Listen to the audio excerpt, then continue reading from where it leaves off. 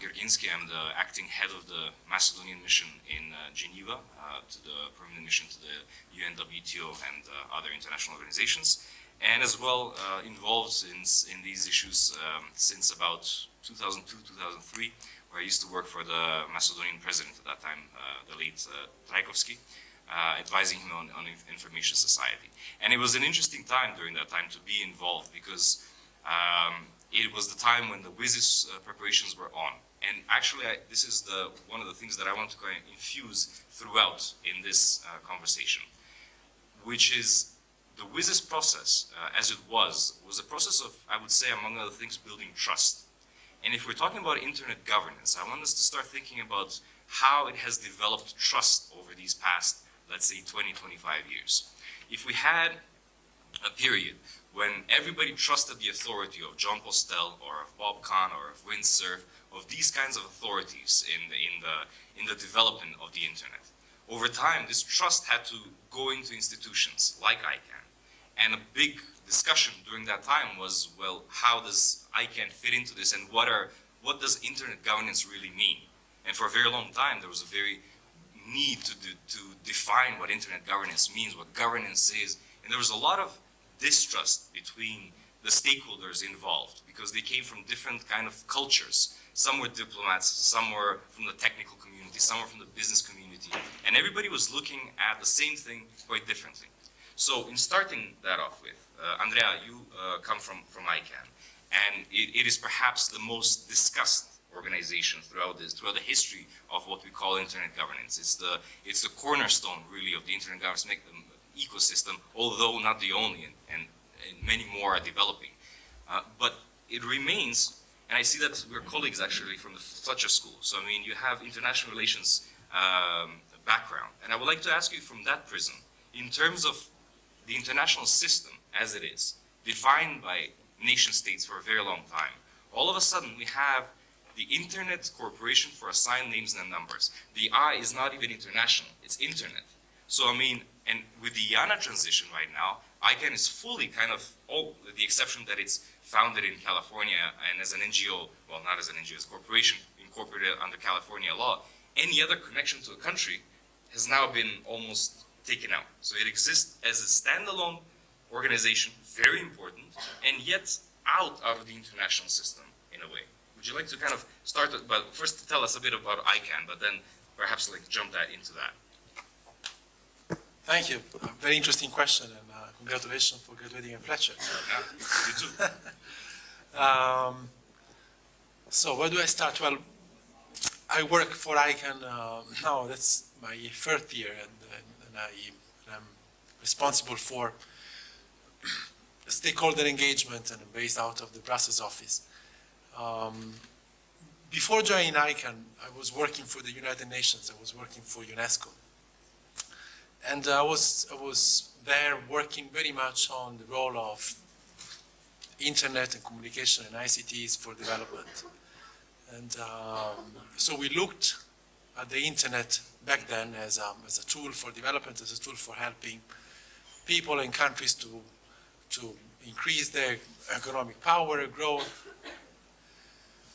And back then, the whole discussion around internet governance was very much focused on the digital divide, focused on this new technology that suddenly brought tremendous development for some countries, tremendous development on possibilities for people to connect to each other. And as you said, all of that was based in a almost full trust of this technology. These technologies that brought us back then was Wikipedia or Google, the possibility to open up a computer or a mobile phone nowadays and reach everyone else in the world, regardless of borders. It was very much infused by a full belief in the amazing side of this same technology. And for many years, even before I joined ICANN, ICANN was seen as an important organization that probably was doing something that governments should have been doing. And so the problem with trust was there was a trust into the technology, there was a lack of trust in the organization dealing with this technology. So just to be very, very short, ICANN is the global address book of the internet. So the internet doesn't exist by itself. It's not like a beautiful lake next door. It's not a natural resource. The internet is a network of networks.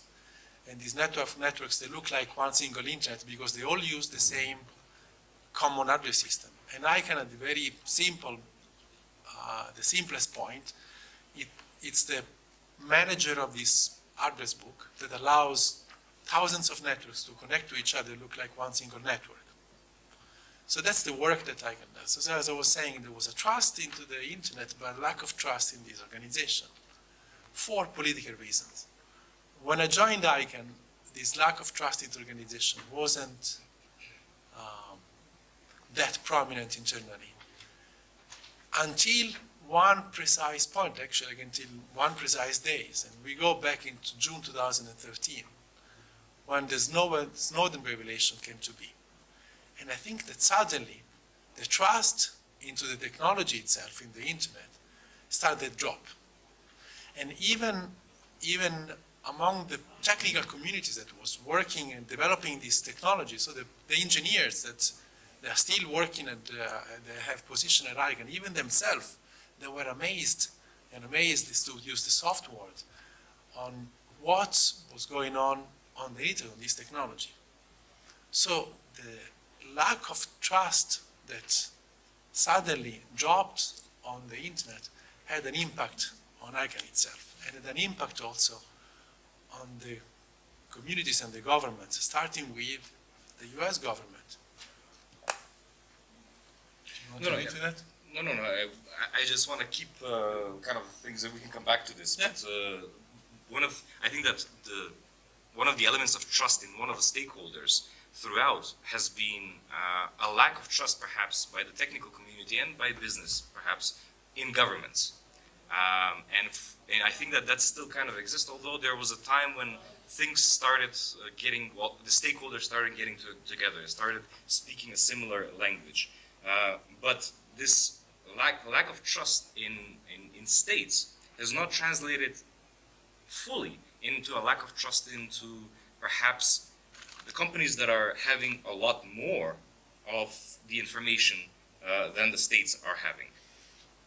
Well, if you go back to those days, so that was June 2013, the lack of trust was very much also on those big companies that made the internet as we know it today.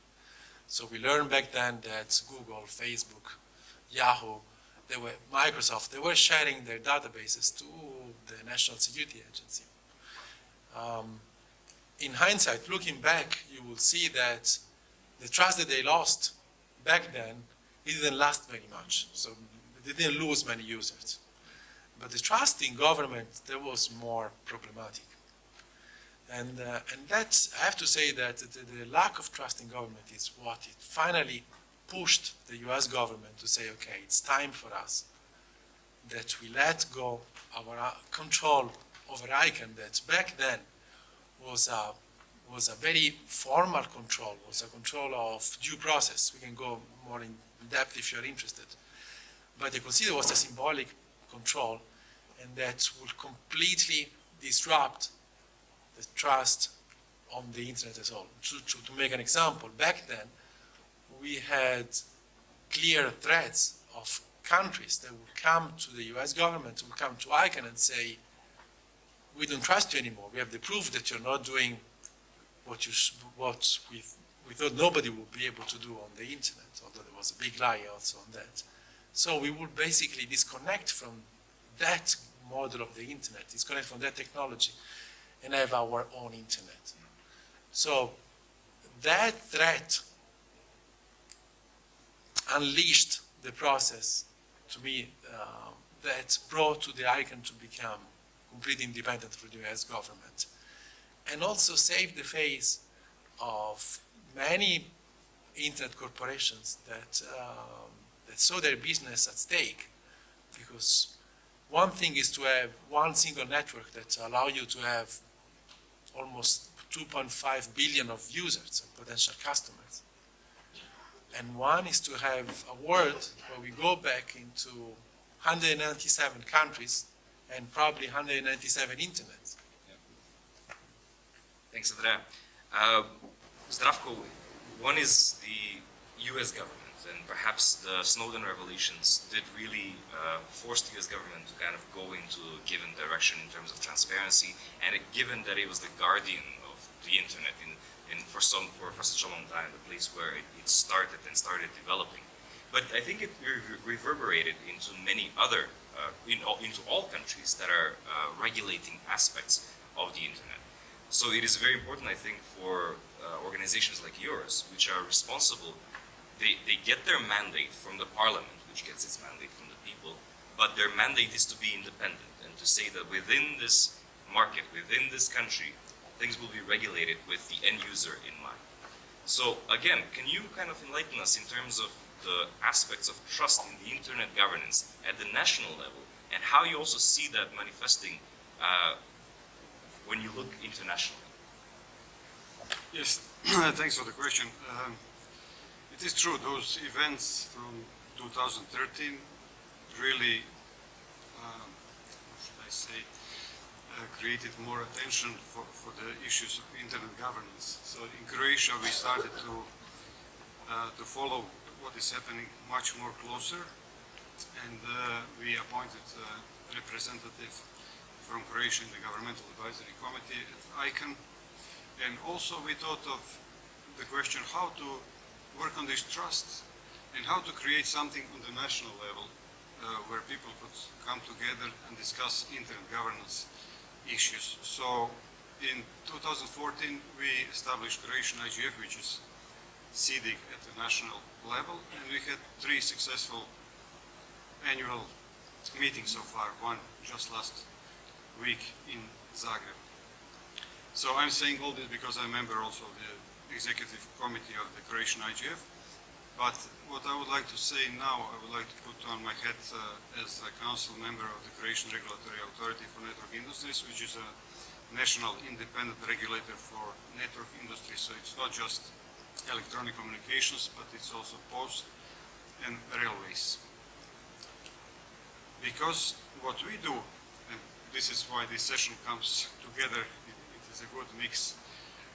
What we do as a regulator, it has huge impact on many issues that affect the end users and how end users are using and living internet today.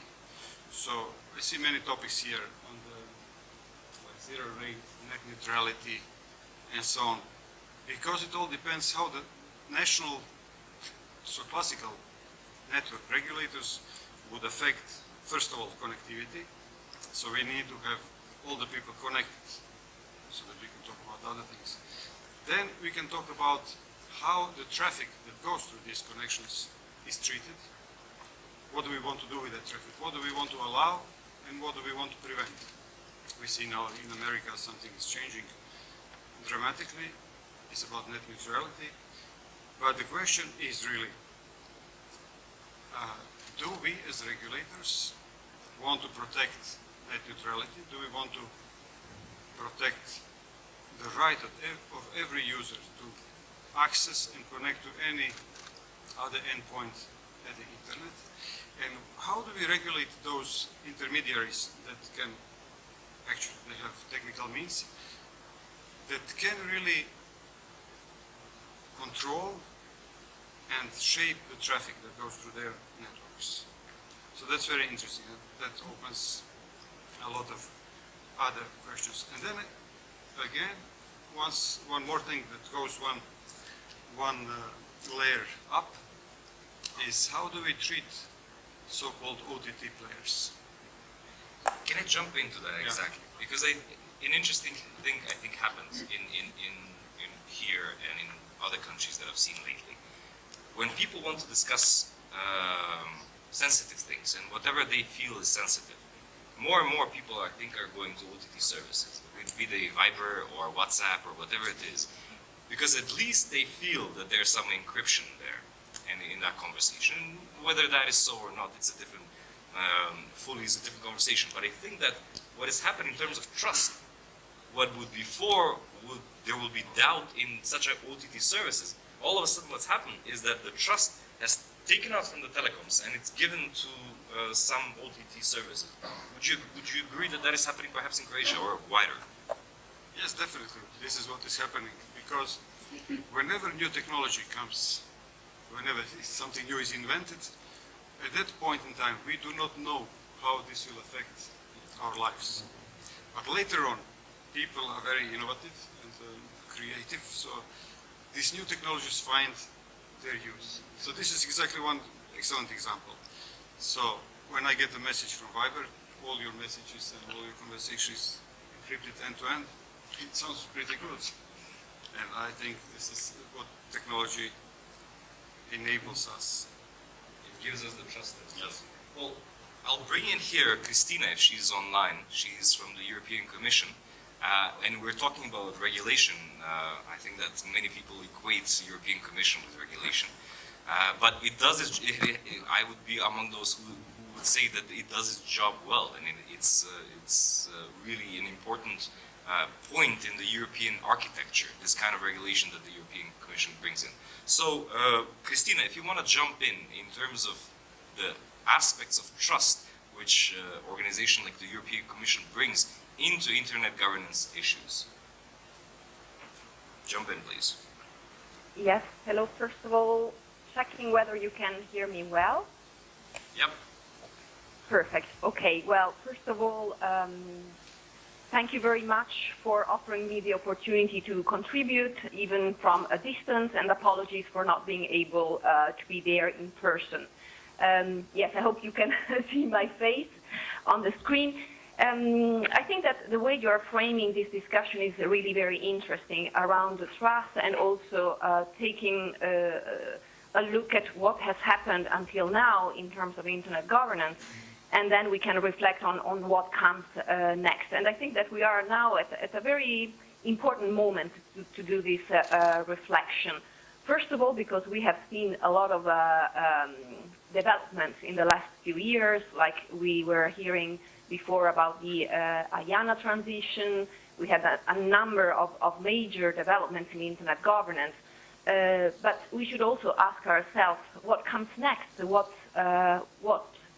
is the system really working? Have we solved the issues that are around trust? And I think that in this particular moment in time, where we see, in general, I would say, a lot of distrust, a lot of fear, and not only in the digital world, but globally. We see, although we have a global world, a globalized world, we see new barriers and new fears coming in.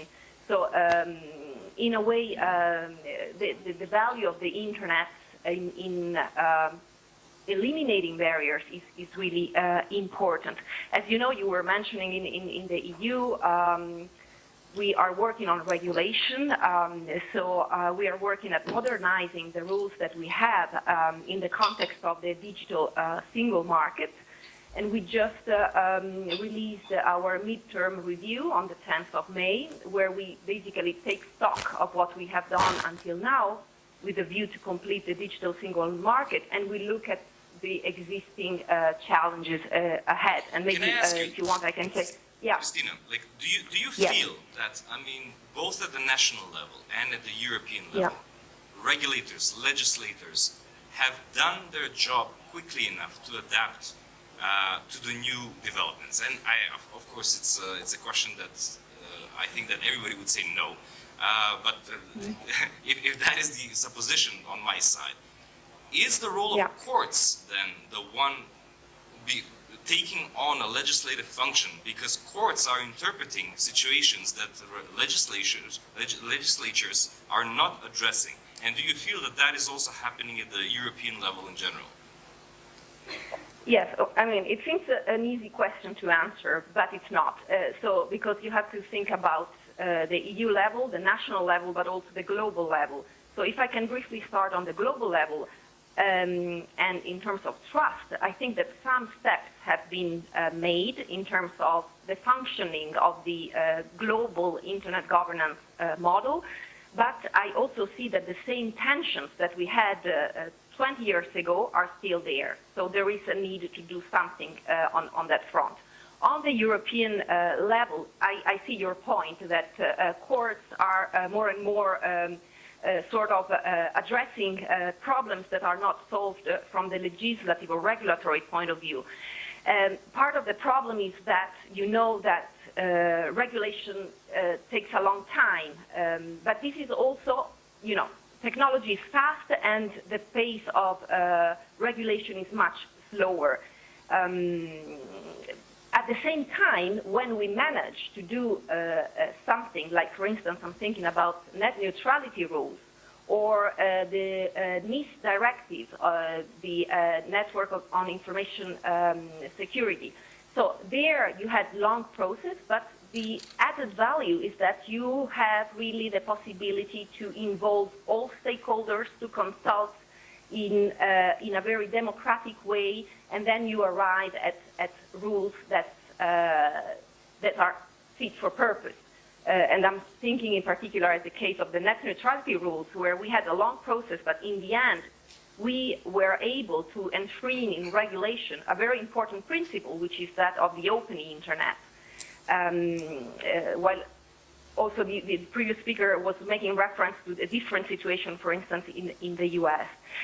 Of course, there is need to do much more. Of course, the new developments are increasing in speed, and we have to make sure that we are ready. The European Union is really focusing on that. The digital single market is really a big priority, and a number of initiatives have already been launched. And now I'm talking about, from the Commission perspective, we have launched a number of initiatives. Now the ball is in the hands of the co-legislators. And here, again, I think that the key message should be that we are all in this together. So in order for Europe to make the most of the internet revolution, of the digital revolution, we have to be together in this. And member states, the parliament, civil society, they have all to work together. And in this sense, I think that the multi-stakeholder model is really the only answer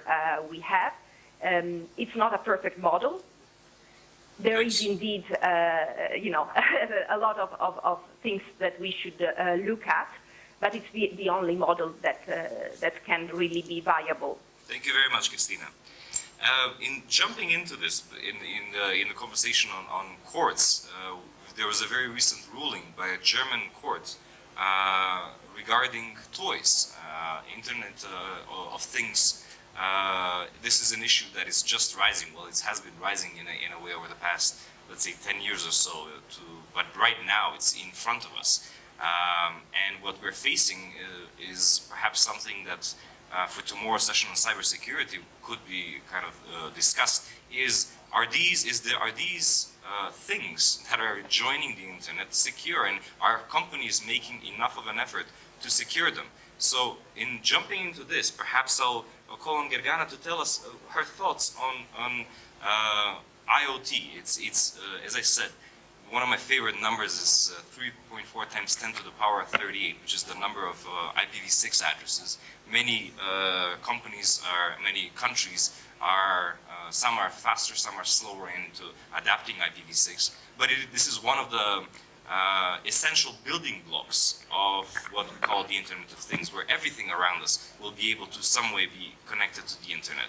And whether it is a sensor, whether it is a device. So could you kind of share your thoughts on this IPv6, IoT, and the whole issue of trust around them? Yes, thank you for the very interesting question, Lucio. So first of all, I would like to maybe just briefly introduce RIPE-NCC, if that's okay. Andrea already talked about ICANN being the address book of the internet, and we are at the next level. So we received, RIPE-NCC acts as one of the 5 regional internet registries in the world, and we are serving Europe, the Middle East, and parts of Central Asia. So what happens, we get a large blocks of IP addresses from IANA, and then we distribute them, allocate them to our members, which are internet service providers, telecommunication companies, universities, governments, any company that would like to have their own IP address block. And we keep a registry where we keep the records of which company has which address block. And trust is very important in our business, of course. We're in a very lucky position to be to act as a neutral organization, neutral entity, without any ambitions to influence policy.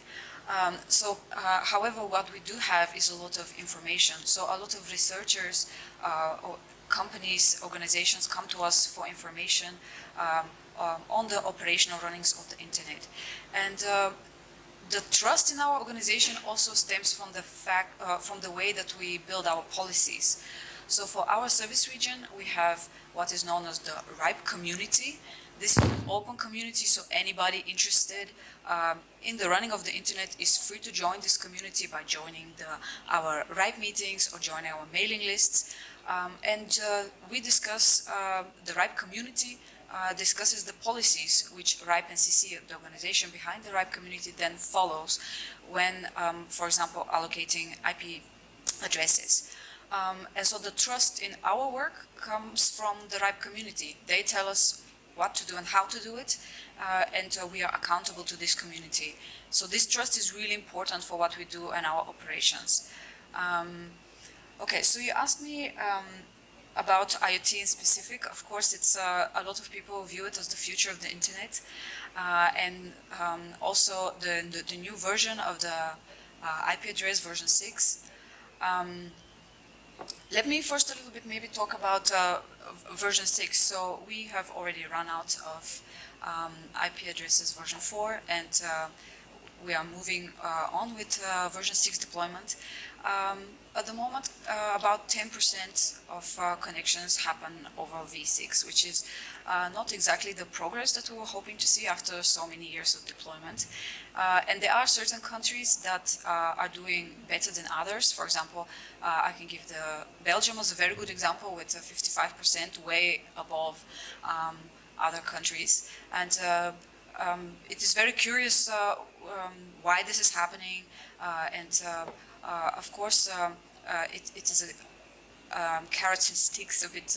Regulation, of course, helps a lot, but also capacity building and having a community willing to listen. So network operators willing to listen, willing to deploy the new version. So, and this, of course, relates to IoT because there are simply not enough addresses to give to billions and billions of IoT devices. Well, trust is also very important with the future of IoT, because if the public doesn't have any trust in the IoT devices, it's just not going to develop and work. However, there is, we have seen, for example, a bit of a closed loop with the IoT market. So, for example, consumers demand, of course, low prices for these devices, and for certain devices, manufacturers are willing to provide that. So they make, for example, a lot of cost-cutting measures to make the device as cheap as possible.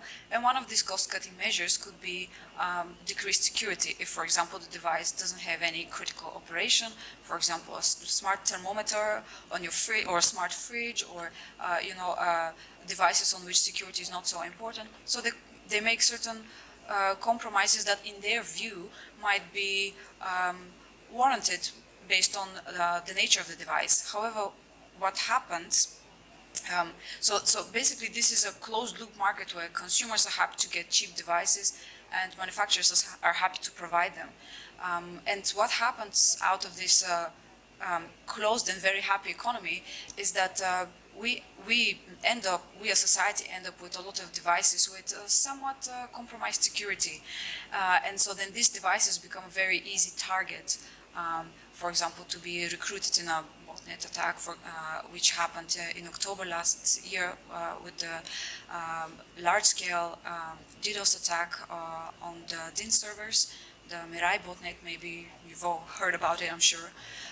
And so it is very important that we work in the future to create IoT devices which have a certain minimum level of security in order to restore the public trust in these devices, so that the market has a future, so that we can reap all the benefits we can from IoT. I hope this answers the question. Thank you very much.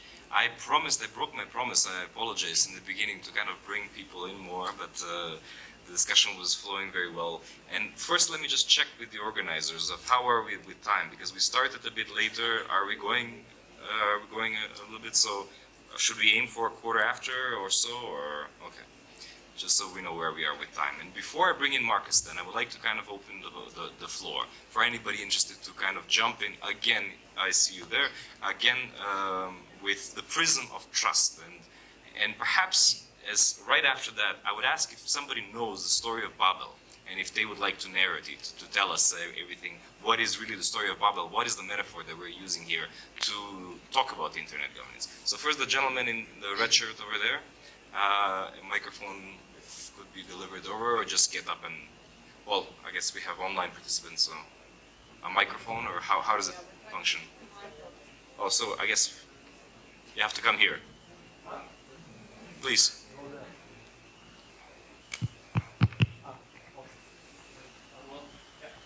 And who's ready to tell us the story of Babel after? Anyone? Nice. You cannot check Wikipedia in the meantime. Thank you. Hi, my name is Doman. I'm coming from Slovenia, representing the NGO sector. I just have a comment on the whole debate about IoT and development and what it should be done. I think for starters, we should stop letting the marketing department telling the engineering department what it should do. Because right now, the whole IoT is being developed on a whim by marketing, who then bothers the engineering sector to produce a device which isn't secure, which has to be cheap, like you said, which has to be on the market in 3 months from the zero to, I mean, the entire development process has to be executed in 3 months, and I think that's bad. And on the other side, I don't think there's a silver bullet solution here. So it's not one person should do one thing and everything will go away, but I think that on one side, we as consumers should really stop buying broken toys. And on the other hand, you know, the industry should really step up their game, stop listening to marketing departments, and just listen to the engineers who probably have a better idea of what works and what doesn't. But And what if they yeah. don't? Huh? What if they don't? What if a different business is running its business the way it is? Okay. Is there a role for somebody else to say, well, you know, this should be this way? We're Yeah. talking about internet governance here, Yeah. right? So what is the governance aspect of that? I mean, you can try with legislation and with regulation, but I think it won't work simply because the market is too great. And once we're talking about smart homes and smart cities, once that kicks in, once you have, you know, devices in your home connected to the internet, be it a toilet, a sink, a refrigerator, a television, I don't think you can regulate that much broken stuff. Yeah. Thank you. Yes. Thanks. Please. Yes, just a comment. As I'm working at a sector regulator, I must say that market competition is the answer to these concerns. At least it should be. And our task would be to really enable that market competition, to create environment in which good phones, secure phones, or end-user devices would really be sold at the end of the day. And those that are not secure, that are bad, would lose the market competition race. But to come back to Andreas' point in the beginning, when he said that in the beginning perhaps there was trust in the technology, but lack of trust in one of the organizations that are working with it. And perhaps at one point or at different stages, perhaps to a degree with the Snowden effect, because of other things, the trust in the technology changed. So it might be dangerous actually to let things go by itself like that, because then if you lose faith, if you lose trust in the technology itself, there's a high, chance of paranoia, of people just withdrawing, and that is that could be a dangerous development. Not with the hat of ICANN, but do you want to chime in that? I mean, I think that we as ICANN have gone through this process of losing and rebuilding trust. And I think that this process taught us some important elements also to look at the next steps of the development of the internet. So we saw that we couldn't rely on the trust as an institution of a contract with one government. And it was by chance was one of the largest government, or the largest government, most powerful country in the world. At one point, that couldn't support us anymore. So we had to go through a process that opened up completely the structure and allowed everybody to come in and design the mechanism through which ICANN is accountable. In a way, we saw that we move into a world where the trust is no longer vertical. You tend to do not trust anymore your government or the big company, but the trust is much more fluid. You try to trust more your community, people that you know, the network next to you, which also is a network effect of the internet. So we built within the multi-stakeholder model, that is the model that governs ICANN, we built in mechanisms to bring in as much more people as possible. And we went to kind of an utopic world where, as nowadays, ICANN is accountable to the entire internet community. And by entire internet community means that everyone that uses the internet is potentially responsible and can claim ICANN for its actions. Now, with that, we did consolidate trust. I'm now looking to a world where in 5-10 years we will have self-driving cars. We will have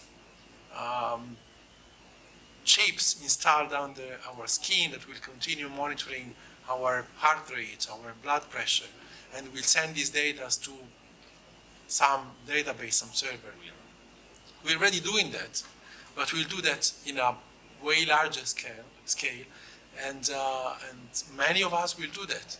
So we are now lacking this process of building this trust, where you bring at the table not only more the government and the companies, but you bring them into a framework where everybody can share the trust and builds a network and builds the systems that keeps everybody accountable.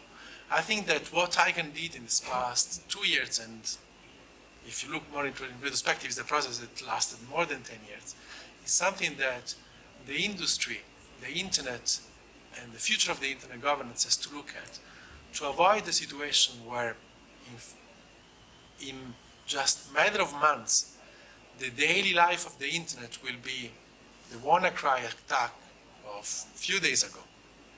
So the internet will be something that will only become completely anarchic and disruptive force. So the tendency is there. Thank you. When I mentioned the Tower of Babel, if somebody would like to tell the story, you had a very witty response. In what language? Can you tell us the story of Babel, please? Please. And then afterwards, we're there. Well, I guess you don't get to tell the story of the language, the story of building.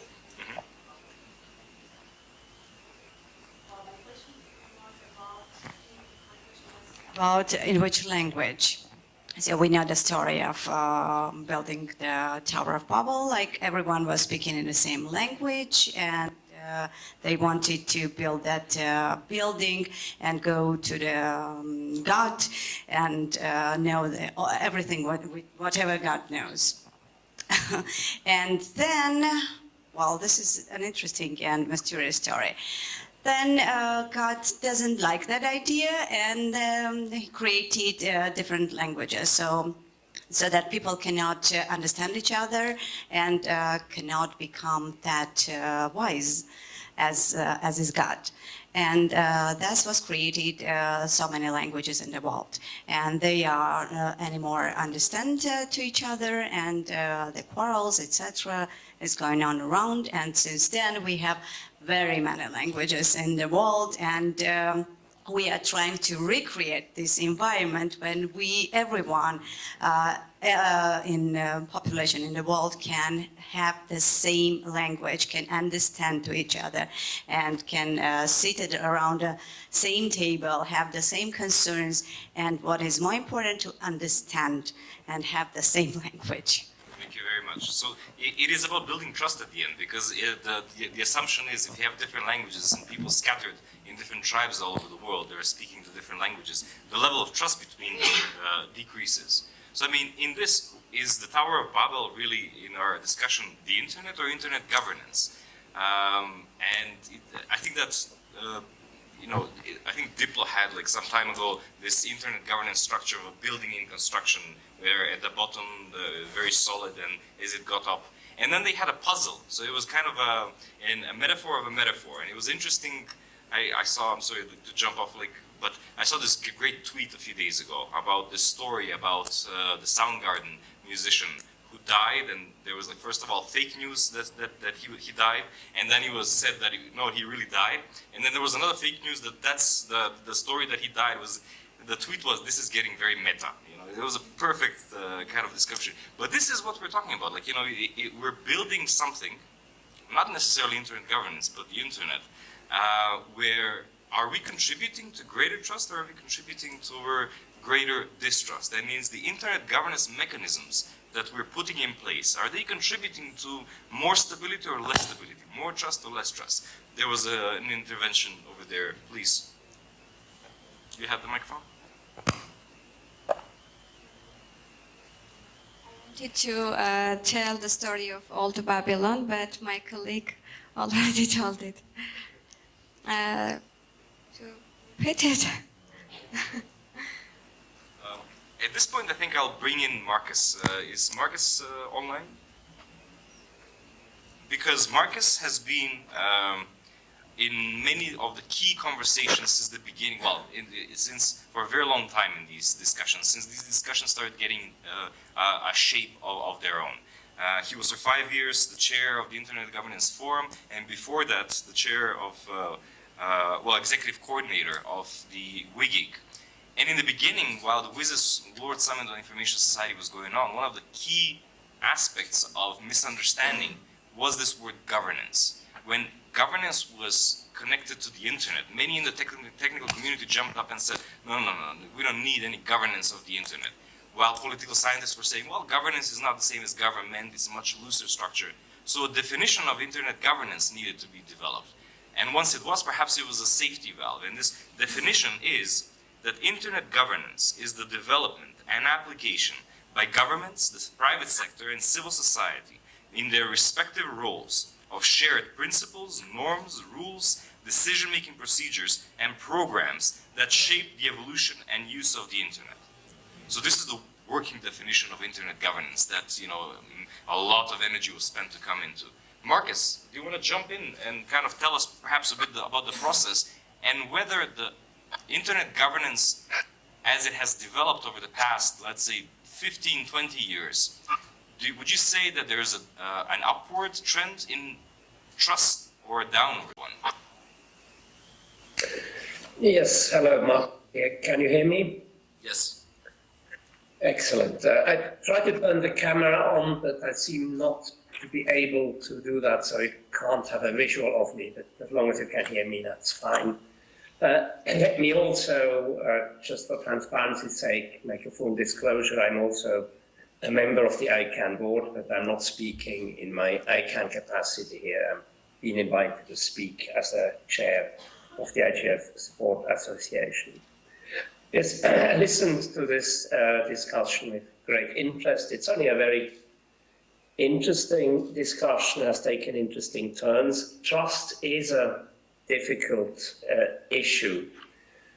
It's not just related to the internet and the technology, but altogether it's difficult to define what it is. But you're right at the beginning, you also said that, pointed to the fact that the internet really changed the whole game of international cooperation and I know it's an overused word, but I think it was a paradigm shift which led away from the nation state on which the international system is still built on. I'm not saying the nation state has gone away, quite the opposite. We have seen very much the return of the nation state, but what we are struggling with is that technology that does not recognize any borders, that is global, interoperable, and a system which is built on the respect of national borders and on the sovereignty of the nation state. Now, when the technology developed, there was a consensus that governments did not want to overregulate the technology and step in too much to stop, as it might, they felt at the time, that might have stopped the development of the technology. And indeed, it has been a very fast-moving technology, and nobody ever claimed that the internet was perfect. I've heard Bob Kahn, one of the co-inventors of the TCP/IP, who is within Cerf, generally considered to be one of the fathers of the internet. He said, when we built the internet, we built it to be open and not to be secure. And what I heard in the discussion also on IoT were all very good points, but I think they also left out a bit the responsibility of the user. And that's what many people call cyber hygiene. You know, how often do users change the password? And especially with IoT, it has sort of been revealed that a lot of these toys are delivered with a set password on 000, and the user is supposed then to change it, but he doesn't do it, and obviously that makes them very vulnerable to attack. So now your question, has trust increased or decreased? And a lot has been said about the loss of trust related to the disclosures made by Snowden, and I fully agree with everything that has been said and what also Andrea said. I heard it from technologists, I heard it from, at the time, from the chair of the Internet Engineering Task Force. Yes, we knew that that was happening, but we were surprised by the scale of it, and that was the real shock, and that certainly undermined the trust in the technology if this can happen. And there was always the political dimension, of course, and that has always been mentioned, that the role of the one predominant superpower in the internet, there was one power that was a little bit more equal than others. Now, to give that government, the US, the credit, when they set up ICANN, it was an innovative move that was based on the conclusion that in order to cope with a fast-moving technology, it would not make sense to give the responsibility for handling the technology to a classical intergovernmental organization, that something new needed to be created. And this new organization, that was ICANN, was supposed to be self-standing after a couple of years, but then that took longer and years came and went, and there was also various external events that prevented that from happening. But now we are here, and the question is, before ICANN was protected by the US government, but now ICANN is a standalone organization, and in many ways that makes life more difficult for ICANN, because the organization cannot hide behind a government. You know, it's standalone and has to deliver. And of course, ICANN is not the only organization. You heard a colleague from RIPE CC on the table that numbers is the second big component that makes the internet work. And of course, there are also the protocols, and that is the Internet Engineering Task Force. These I would call our trinity of the components. And all these have been developed outside the sphere of governments, and they are run outside the sphere of governments, and that is the big challenge we are facing. We have to combine the traditional world of governments with this new world of bottom-up organizations. And the definition on internet governance, the Tunis agenda came up with, that precisely recognizes that, and the important thing is that it is a multi-stakeholder effort. And now, over the past 10 years, I think there is much more confidence that this multi-stakeholder effort actually works and that there is no way back. I heard what Christina said, and that's a representative of the European Commission, clearly says multi-stakeholder way is the only way of dealing with this technology. And that brings me to the importance of this discussion you are having. The global discussions are important for sure, and the IGF approach, exchanging information, sharing best practices and learning from each other is important at all levels, but maybe it has most impact at the local level, at the national level, and also at the regional level, where you can learn from each other, and then it does get implemented in national, as we were reminded by a colleague from Croatia, at the national level, where it has a real impact. So, and this is actually this spread of the national and regional initiatives has been a huge success story in the 10 years, more than 10 years now, since the IGF exists. It really has grown. It was not part of the mandate. The Tunis agenda recognizes the importance of multi-stakeholder strategy in the national implementation of information society. But it does not set up the template for the national and regional IGFs. They came up spontaneously, and they exist now all over the world. We have more than 70 of them. And we, from the IGFSA, we are happy to support them. We have supported them last year, and we have supported SEEDIG for the first 2 years and also this year. So this clearly is important, and I would also like you to think about joining the IGF Support Association, as by joining you show your support to the IGF and including all the national and regional initiatives. Thanks for your attention. Thank you very much, Marcus. And I think it's very important to recognize that, because the Internet Governance Forum started as a global response to the discussions that were developing during WISIS and during that time. So all of the bodies that have developed in the meantime, national IGFs, regional IGFs like this one, that are continental, and the ones that are connected to the global ones, there should be a feeling that the issues and the problems and the solutions are going in both directions, up and down. And that if there are solutions that are discussed at the global IGF, they come down to national IGFs, to regional IGFs, to the level of continent. So before I close and I give the word to our rapporteurs to give us a haiku of the key takeaways from this discussion, is there anyone that quickly has a burning need to say something, or should we give it to our haiku masters to distill what has been discussed? Please.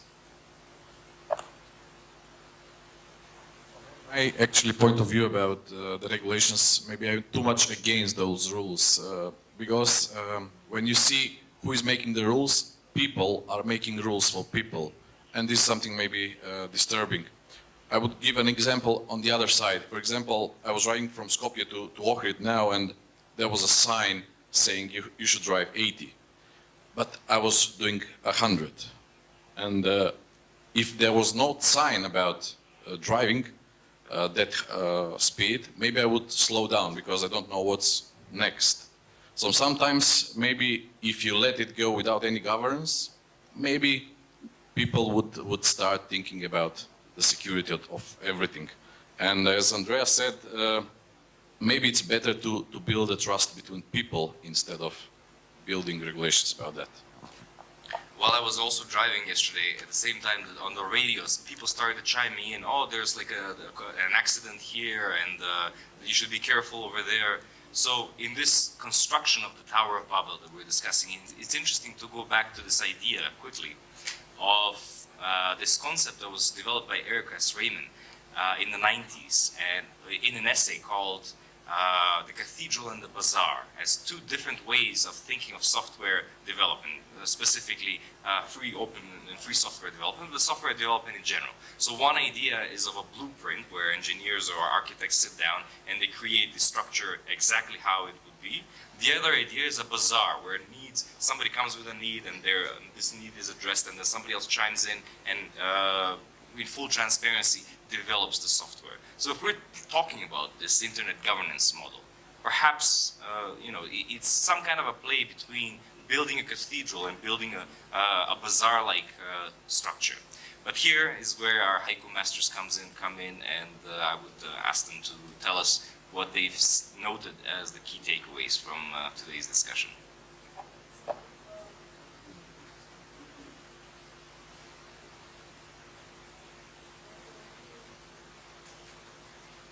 Bullet points for this session, and please feel free to provide your inputs.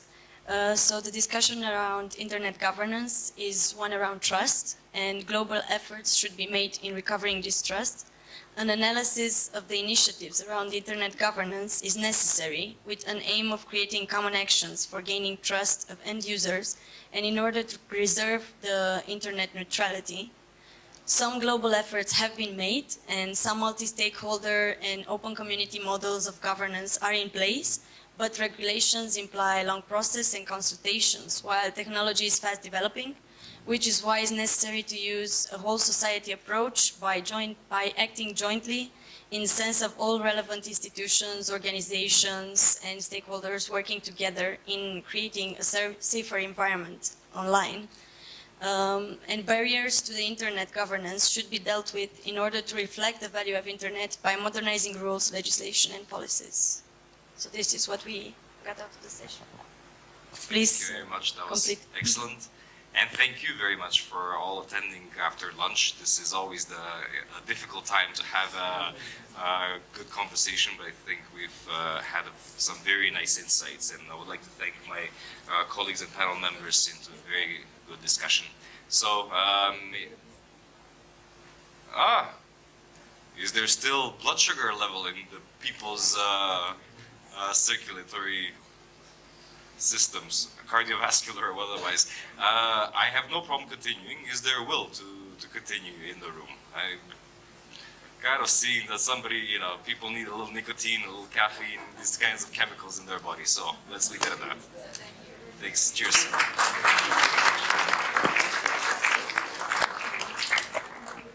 Bye.